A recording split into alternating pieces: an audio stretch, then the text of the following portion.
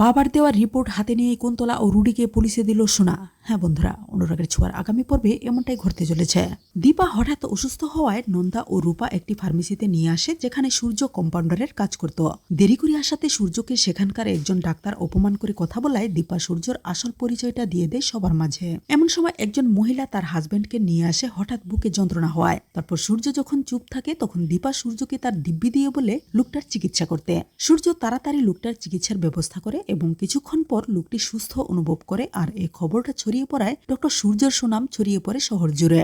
ফলে সূর্য তার আগের অবস্থান আবার ফিরে পায় এবং দীপা সহ সবাই খুব খুশি হয়। পরদিন সকালে সোনাকে নিয়ে রুডি এসে উপস্থিত হয় তাদের বাড়িতে।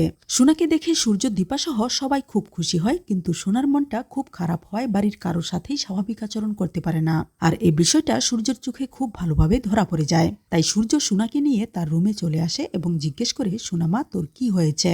সোনা কান্না শুরু করে দেয় আর বলে, বাবা, আমার সব শেষ, আমি নাকি মা হতে চলেছি। সূর্য চমকে যায় সোনার কথাতে। তারপর সোনার অনুরোধে সূর্য নিজেই চেক আপ করে সোনাকে। তারপর সূর্য তার একজন পরিচিত ডাক্তারের মাধ্যমে রিপোর্ট বের করে নিয়ে আসে এবং তা দেখে খুবই অবাক হয়। সূর্য সোনাকে বলে, সোনা মা, সব মিথ্যে। এই বলে রিপোর্টটা দেখায় সোনাকে, আর সোনা খুবই অবাক হয়ে যায়। সোনা ক্ষিপ্ত হয়ে রুডিকে নিয়ে চলে আসে কুন্তলার বাড়িতে, আর কিছুক্ষণ পরে সূর্যও চলে আসে সেখানে। সূর্য আসা মাত্রই সোনা তার শাশুড়িকে রিপোর্টটা দেখিয়ে বলে, দেখুন তো এটা কিসের রিপোর্ট? কুন্তলা চমকে উঠে সোনার হাতের রিপোর্ট দেখে।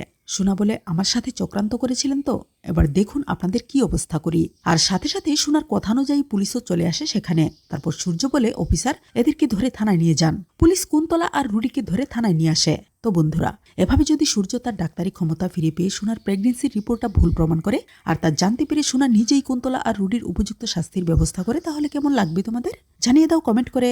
ধন্যবাদ।